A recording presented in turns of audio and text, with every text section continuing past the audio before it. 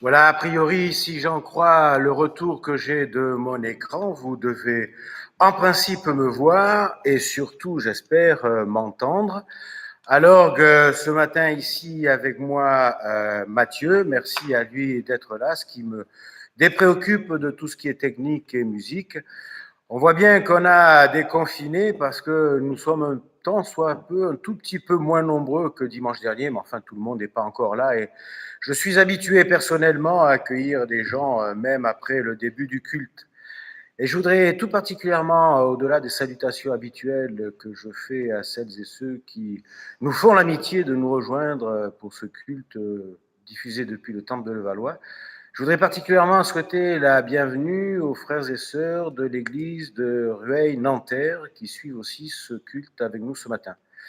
Puisque je suis là, mais je ne suis pas là, puisque je devais être à Nanterre, à Rueil, pardon, pour le culte, le temple se trouve à Rueil, dans cette paroisse sans pasteur jusqu'à l'été prochain. Et c'est Mathieu qui aujourd'hui est à l'orgue, devait, en compagnie de Dominique Auberto, assurer le culte. Ça n'est que partie remise. Voilà, nous sommes heureux de pouvoir vivre ce culte ensemble et comme tous nos cultes, comme on essaye de le faire au plus près de ceux que nous avons l'habitude de suivre habituellement quand nous sommes présents physiquement. Nous démarrons ce temps de culte par un temps de musique d'orgue. Merci Mathieu.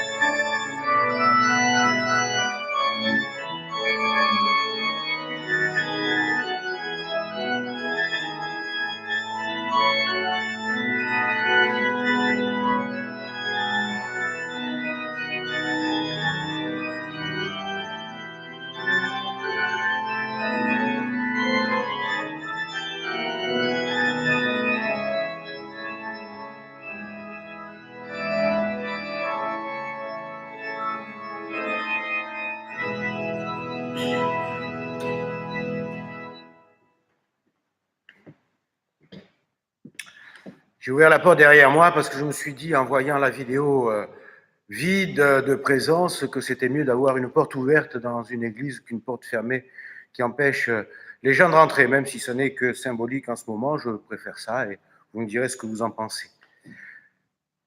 Je vous souhaite la bienvenue, frères et sœurs. C'est un peu bizarre comme salutation de souhaiter la bienvenue alors que je suis tout seul et que vous n'êtes physiquement pas présent dans ce lieu. Je ne peux pas vous souhaiter la bienvenue ici, puisque vous n'y êtes pas. C'est plutôt vous, en quelque sorte, qui me souhaitez la bienvenue chez vous, puisque je m'y invite depuis plusieurs semaines, enfin sous votre contrôle, parce qu'il faut quand même que vous fassiez l'effort, d'abord, un, de décider de suivre le culte, deux, de vous installer devant votre télé ou de votre ordinateur, et trois, de cliquer sur les bons boutons pour pouvoir participer, parce que je sais que vous y participez, à ce culte. En fait, nous sommes quand même ensemble, non pas dans un lieu,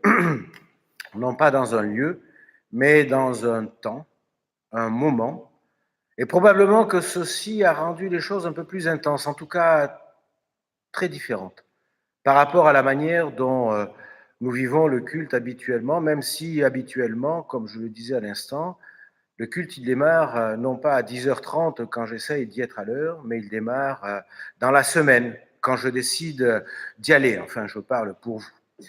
Nous sommes ensemble réunis dans ce temps pour rechercher la présence de Dieu, écouter sa parole, la méditer. Et pour nous rappeler avant toute chose la bonne nouvelle de l'Évangile.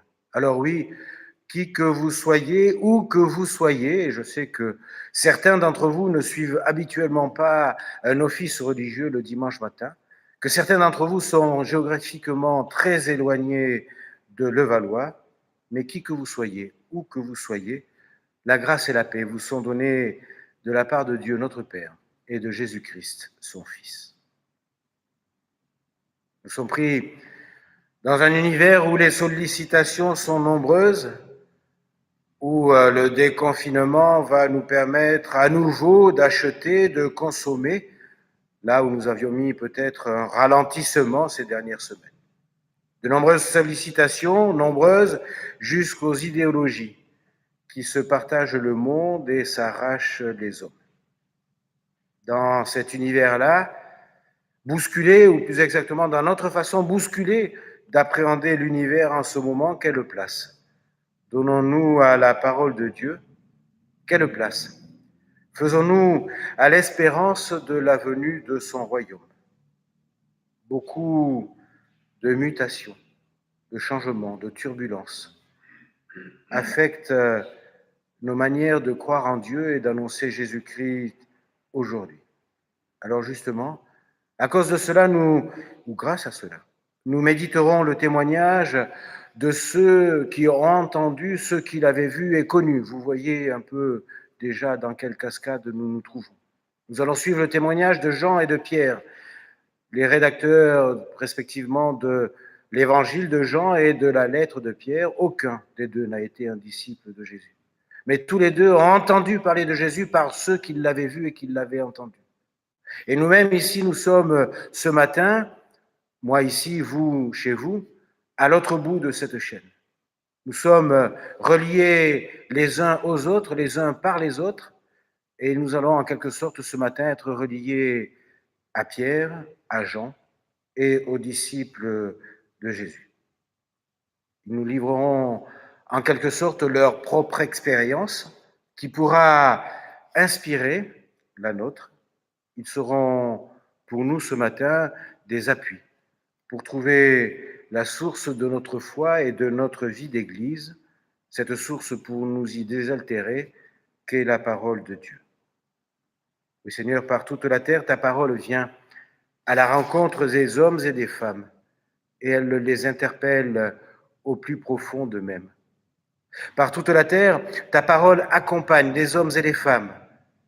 Et ta parole, ce n'est pas simplement des vieux mots dans un vieux livre, mais la vie même de Dieu, en Jésus-Christ, fraternel et quotidien. Par toute la terre, ta parole forge une histoire, celle de l'homme et de la femme rencontrant Dieu, le Christ, le reconnaissant comme Seigneur, le reconnaissant comme Sauveur, apprenant de lui ton nom. Oui, Seigneur, loué sois-tu. Amen.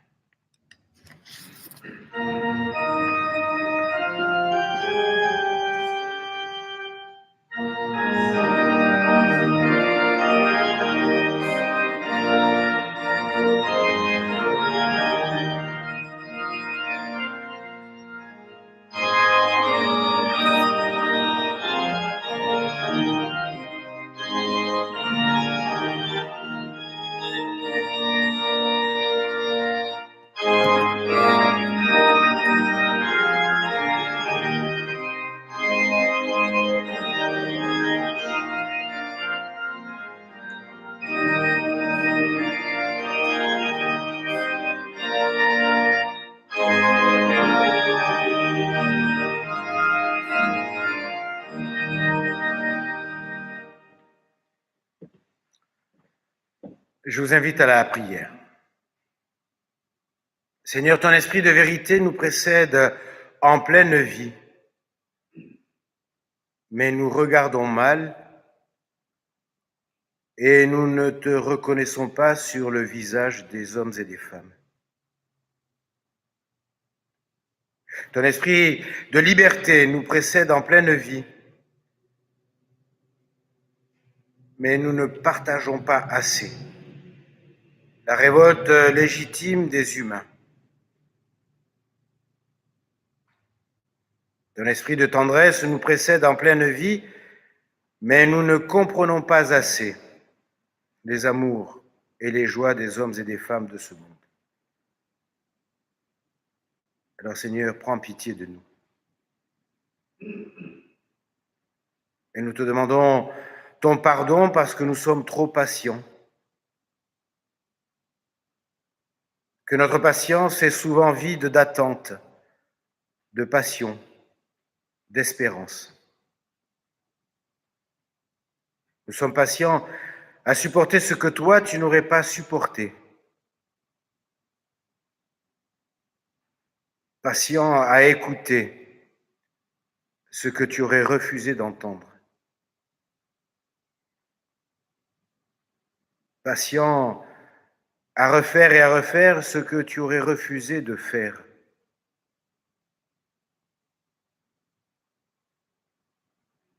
Et nous te demandons pardon parce que nous sommes trop impatients. Notre impatience est souvent vide de sagesse, d'humilité, de paix. Nous sommes toujours impatients d'être approuvés. Toi, tu t'en remettais à ton Père. Nous sommes impatients d'arriver vite. Toi, tu acceptes toutes nos lenteurs. Oui, Seigneur, pardon. Et si nous osons te demander pardon, c'est parce que nous savons que ton Fils a dit « Je suis la lumière du monde, et celui qui me suit ne marchera pas dans les ténèbres, mais il aura la lumière de la vie. » Il a dit aussi « Venez à moi, vous tous qui êtes fatigués, je vous donnerai du repos. Prenez ce qui me pèse et recevez mes instructions, car je suis doux et humble de cœur, et vous trouverez du repos. » Et il a dit aussi « Celui qui boira de l'eau que je lui donnerai n'aura plus jamais soif, et l'eau que je lui donnerai deviendra en lui une source de vie qui jaillira jusque dans la vie éternelle. » Et lorsque Jésus nous parle, Dieu se fait présence et grâce et pardon pour chacun d'entre nous. Amen.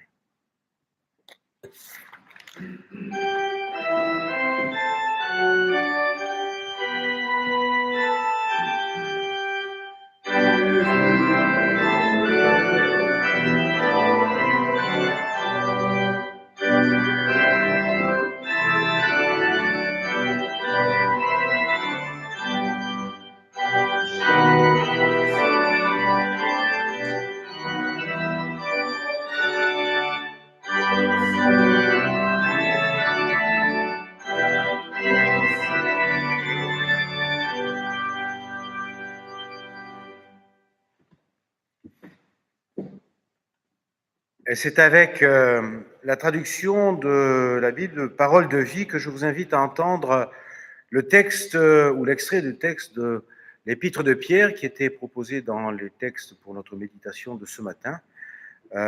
Et Pierre écrivait pour une communauté qui se trouve ou qui se trouvait dans l'actuel Irak. Si je le précise maintenant, c'est que nous reparlerons de l'Irak tout à l'heure au moment des annonces.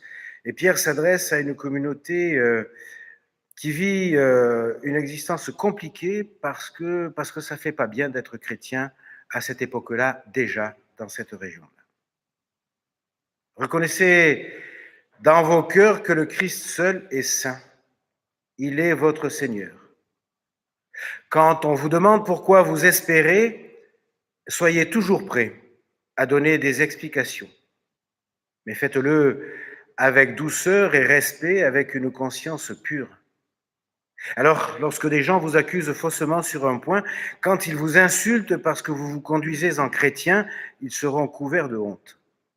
Oui, il vaut mieux souffrir en faisant le bien, si Dieu veut cela, plutôt que de souffrir en faisant le mal. En effet, le Christ lui-même est mort une fois pour toutes pour les péchés des êtres humains. Lui qui était innocent, il est mort pour des coupables, afin de vous conduire à Dieu. Lui, il a été tué dans son corps, mais l'Esprit Saint lui a rendu la vie.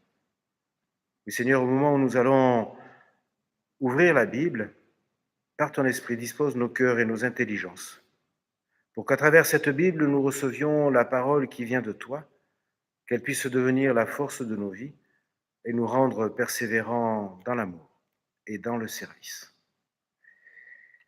Et vous l'avez reçu cette semaine, vous le voyez même écrit derrière moi. Nous poursuivons notre lecture de l'évangile de Jean exactement à l'endroit où nous nous sommes arrêtés la semaine dernière. En fait, pas tout à fait, parce qu'il y a un verset gênant que nos listes de lecture biblique sautent à chaque fois. Je vous le lis, c'est celui qui précède notre passage de ce matin. « Tout ce que vous demanderez à mon nom, je le ferai, de sorte que le Père soit glorifié dans le Fils. Si vous me demandez quelque chose en mon nom, je le ferai. » Je pense que je ferai une prédication un jour sur ce simple verset. J'ai une commande de la part d'un conseiller presbytéral. Mais curieusement, ce verset ne faisait pas partie du texte, pourtant c'est le fin, la semaine dernière, et curieusement, il ne fait pas non plus partie de notre texte de ce jour. Nous commençons donc la lecture au verset 15 du chapitre 14. « Si vous m'aimez, vous vous appliquerez à observer mes commandements. Moi, je prierai le Père, il vous donnera un autre paraclet qui restera avec vous pour toujours. C'est lui l'Esprit de vérité, celui que le monde est incapable d'accueillir parce qu'il ne le voit pas et qu'il ne le connaît pas. Vous, vous le connaissez, car il demeure auprès de vous et il est en vous. Je ne vous laisserai pas orphelin, je viens à vous. Encore un peu, et le monde ne me verra plus. Vous, vous me verrez vivant, et vous vivrez vous aussi. En ce jour-là, vous connaîtrez que je suis en mon Père et que vous êtes en moi et moi en vous. Celui qui a mes commandements et qui les observe, celui-là m'aime. Or, celui qui m'aime sera aimé de mon Père, et à mon tour, moi, je l'aimerai et je me manifesterai à lui. Jude, non pas Judas l'Iscariote, lui dit « Seigneur, comment se fait-il que tu aies à te manifester à nous et non pas au monde ?»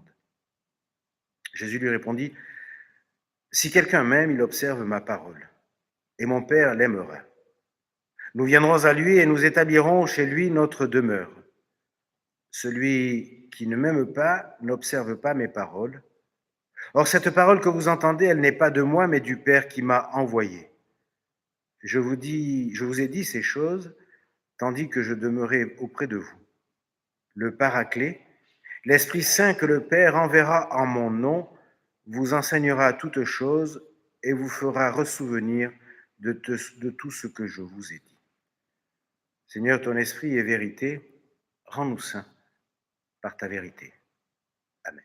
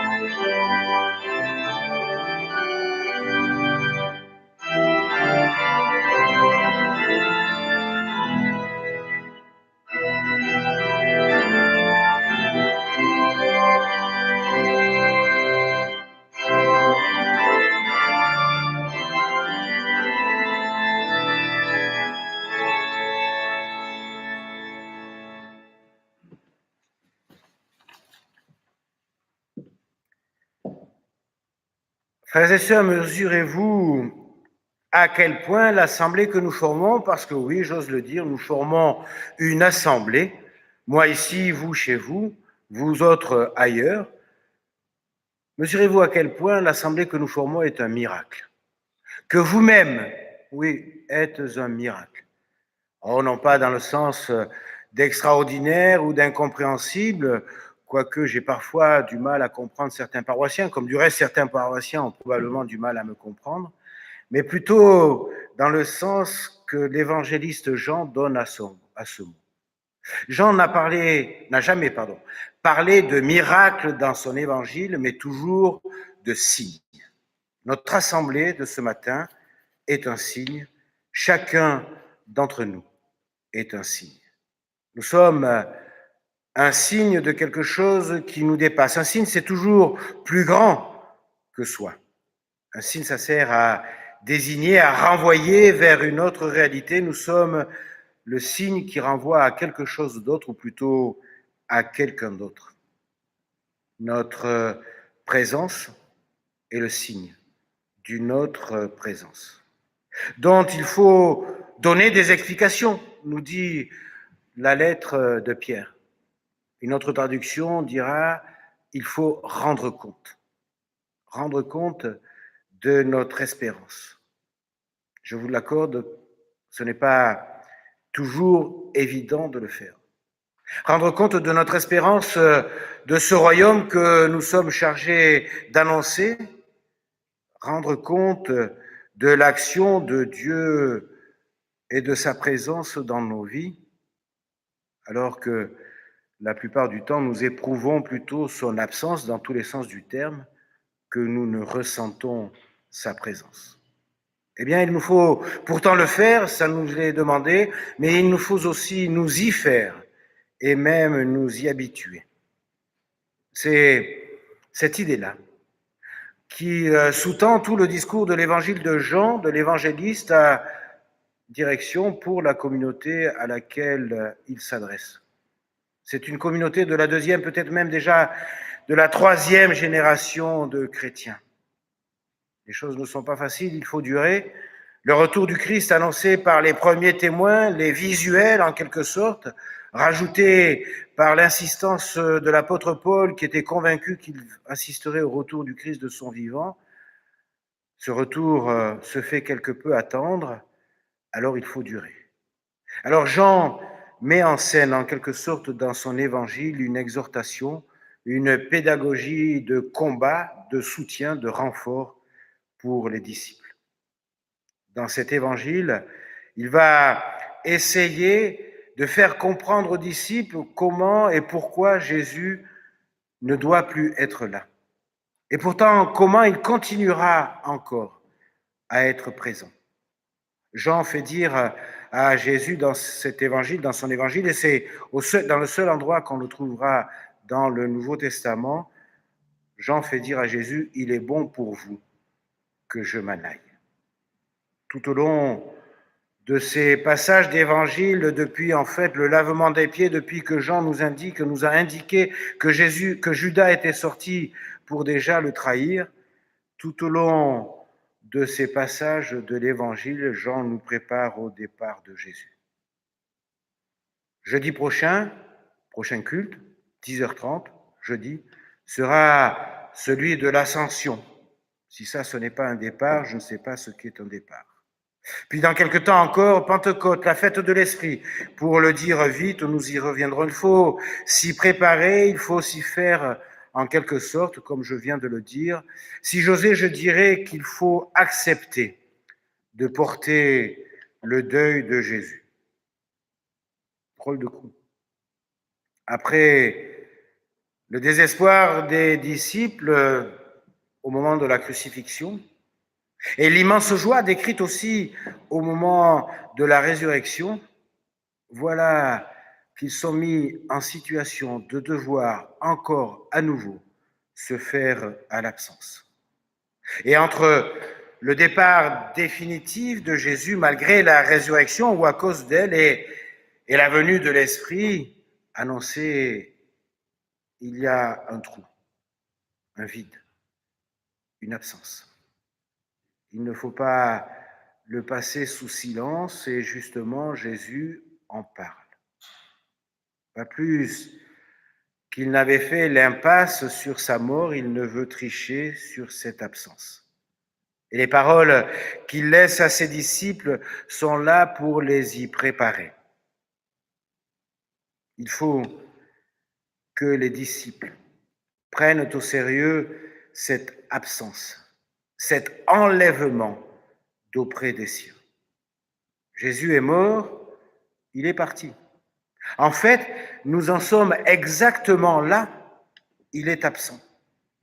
Le tombeau vide du matin de Pâques se double de cette absence marquée par l'ascension auprès du Père.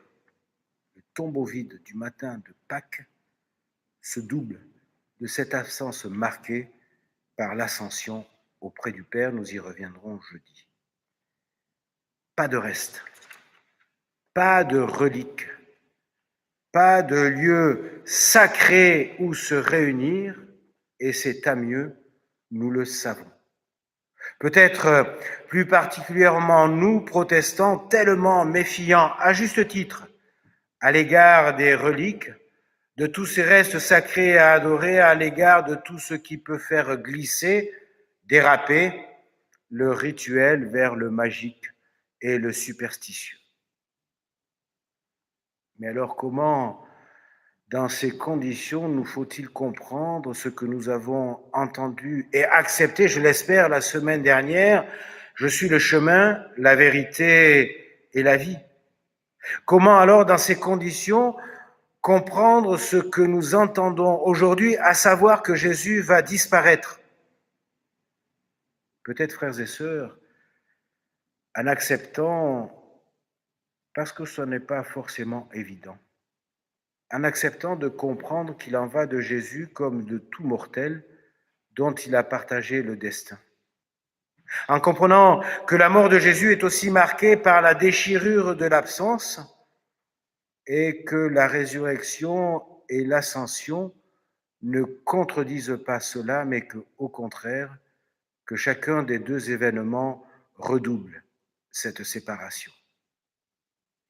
Mais en disant cela, je ne fais que m'enfoncer encore un peu plus dans cette absence, puisque je viens de dire qu'elle redouble. Où donc trouver la trace d'un apaisement, d'une consolation qui soit sereine et acceptable? Où donc trouver ce qui pour moi sera intellectuellement acceptable et dans le même temps spirituellement essentiel, puisque c'est autour de cela que je vais édifier et bâtir, construire ma vie? Comment discerner ce qui pourra me faire reconnaître Jésus comme présent, puisqu'il a dit à ses disciples qu'ils le verraient et que eux aussi vivraient, et que moi aussi je veux être disciple. Frères et sœurs, il n'y a de croix qu'en vue de la résurrection. Il n'y a d'absence de l'ascension qu'en vue de Pentecôte. Le Christ enlevé ou sur le point de l'être va parler de son alter ego, de son autre soi-même, l'Esprit de Dieu, le consolateur, le paraclet, qu'on pourrait aussi traduire par avocat. Oui, mais là aussi, frères et sœurs, comment savoir si l'Esprit est là? Ce qui est une autre manière de poser la question de savoir comment déceler la présence de Dieu dans nos vies. Je ne sais pas ce qu'il en est pour vous, je sais ce qu'il en est pour moi. Je peux vous dire que je sais tout à fait reconnaître les moments où je ne suis pas inspiré, mais que j'ai un peu plus de mal à sentir ceux au cours desquels l'Esprit me porte. Jésus se réjouit pour ses disciples parce qu'il sait que pour eux ce sera un progrès, un plus, un mieux. Oh, attention, il n'est pas question ici d'appel à la performance ou à une quelconque compétition les uns par rapport aux autres. Le plus, le mieux, sera que cet esprit qui était en Jésus sera aussi dans les siens. C'est quand même pas rien comme promesse. Jean fait dire à Jésus que l'esprit qui est le sien sera aussi dans chacun de ses disciples. Mon frère, ma sœur, l'esprit qui animait Jésus est aussi en toi, nous dit l'évangile de Jean. L'esprit de l'absent demeure dans les siens, leur revient comme un héritage. Rien à voir avec une réincarnation des corps ou une immortalité de l'âme, non, juste ce souffle qui fait que notre parole est capable de sortir, ce souffle qui est capable d'inspirer nos vies, nos actes, nos destins. Bien loin de laisser ses disciples orphelins, Jésus en fait à leur tour des donateurs de vie. Il fait corps avec eux, ils deviennent son corps, corps du Christ, Église.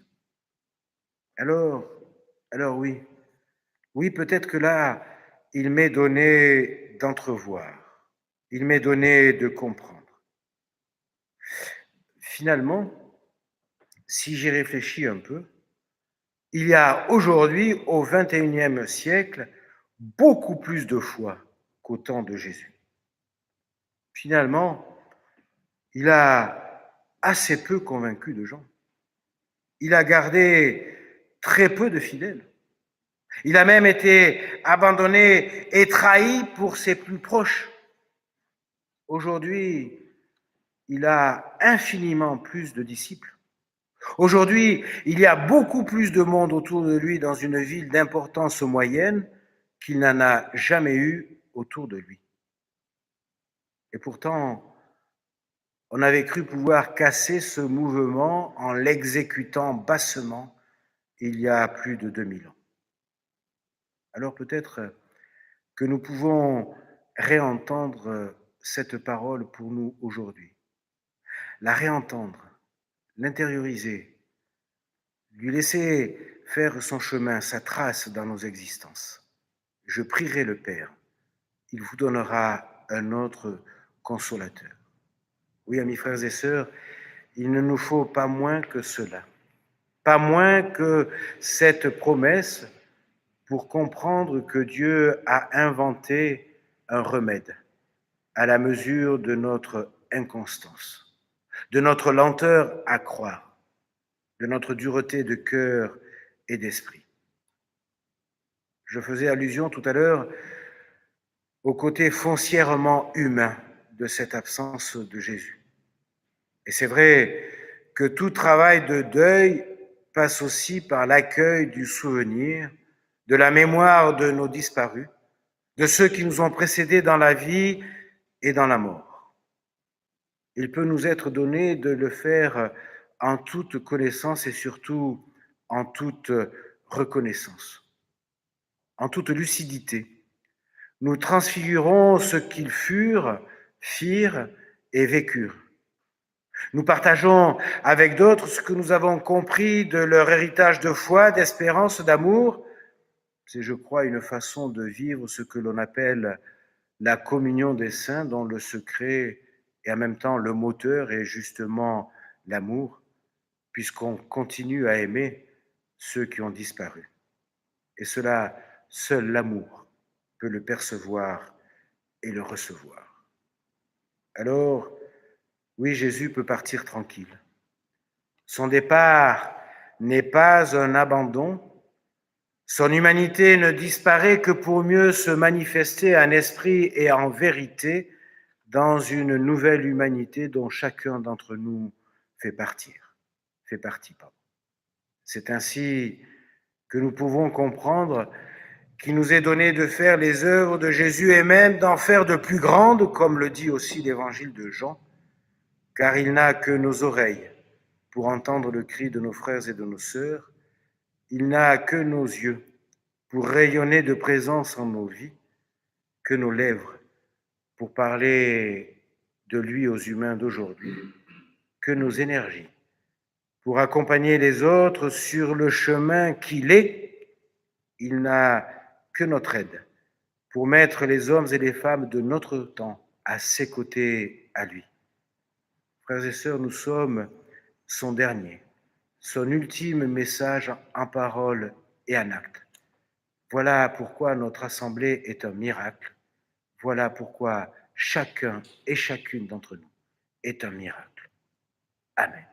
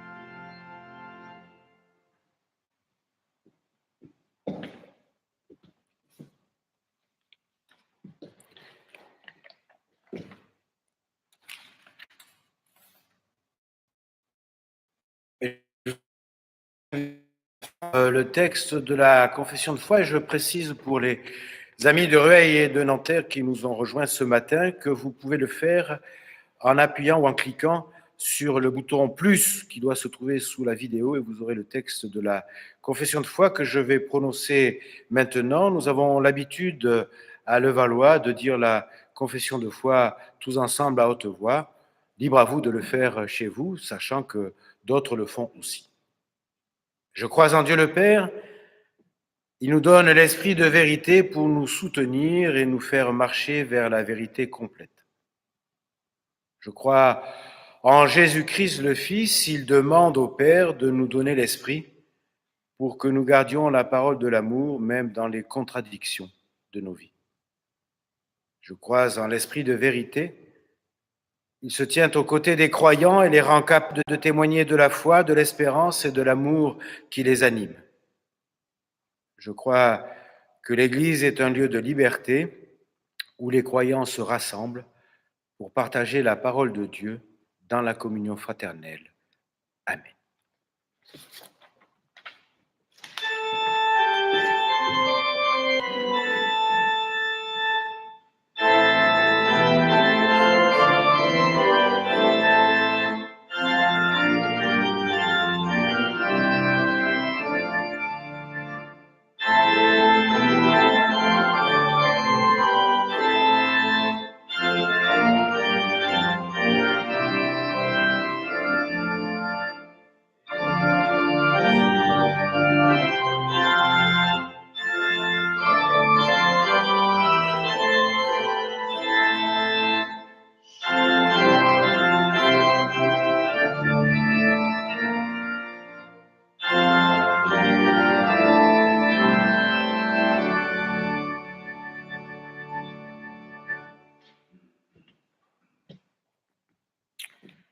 Voilà, que ce petit moment qui précède les annonces soit l'occasion pour chacun et chacune, je parle surtout pour les Levalloisiens, mais aussi pour les autres, occasion de nous rappeler qu'en principe c'est ce moment-là au cours duquel l'offrande est recueillie, occasion pour nous de voir et de réfléchir aux moyens que nous allons utiliser pour faire parvenir notre offrande dans nos paroisses respectives.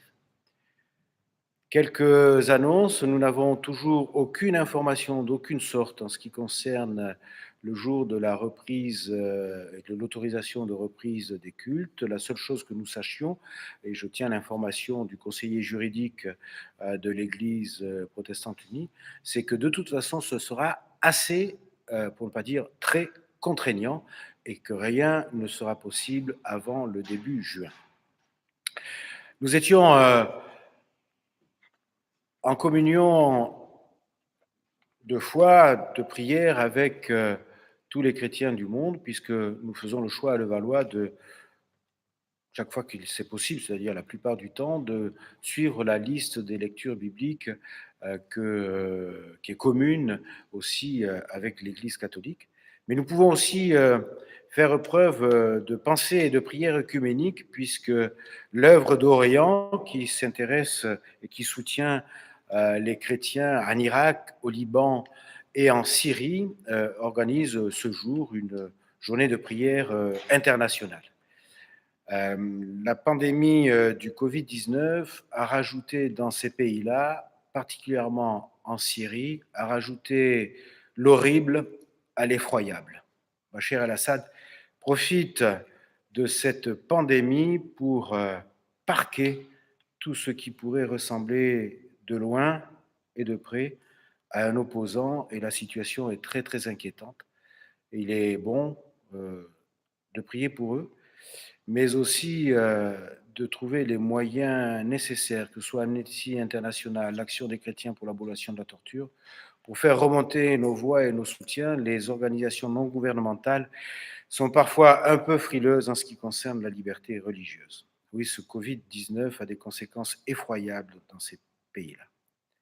Dire aussi que c'est la journée internationale de lutte contre l'homophobie. Et de temps en temps, il est bon aussi de se rappeler que le Seigneur ne fait exception de personne et que tout le monde a sa place à la table du Seigneur, à la table figurée en ce moment, puisque nous ne pouvons pas communier, mais aussi à l'écoute et au partage de la parole. Et puis nous pouvons cette semaine nous associer particulièrement au chagrin de Johnny, Dando et j'ai un trou, elle me pardonnera, pour le...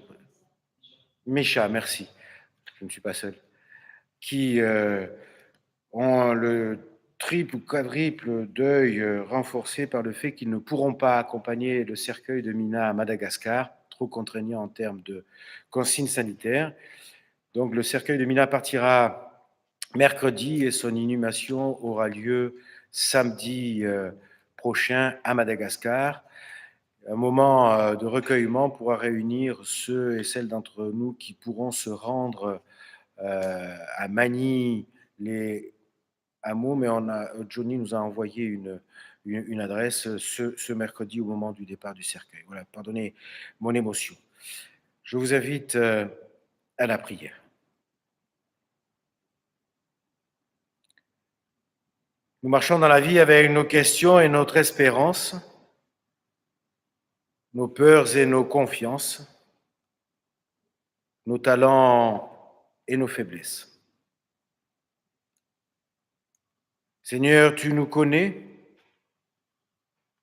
tu sais ce qui doit être réanimé, vivifié en nous, comme dans le monde et dans ton Église. Aide-nous à nous laisser éclairer, mettre en vie et en marche afin de refléter cet avenir possible et nouveau. En participant à l'édification, à la guérison, à la communion avec nos prochains, qu'ils soient auprès ou au loin.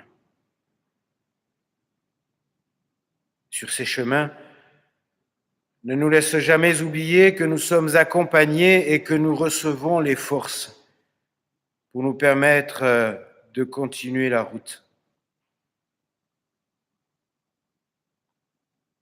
Ne nous laisse pas non plus oublier de partager ces forces avec nos compagnons de marche, surtout lorsqu'ils se sentent épuisés, affaiblis ou découragés. Seigneur, nous te remettons nos pensées, nos prières pour les situations que nous venons d'évoquer au moment des annonces. Pour ces chrétiens d'Irak, de Syrie, du Liban, et au-delà pour tous ces chrétiens persécutés en situation difficile. Pour la famille et les proches de Mina, pour celles et ceux qui comptent sur notre prière. Nous te remettons les situations qui nous préoccupent.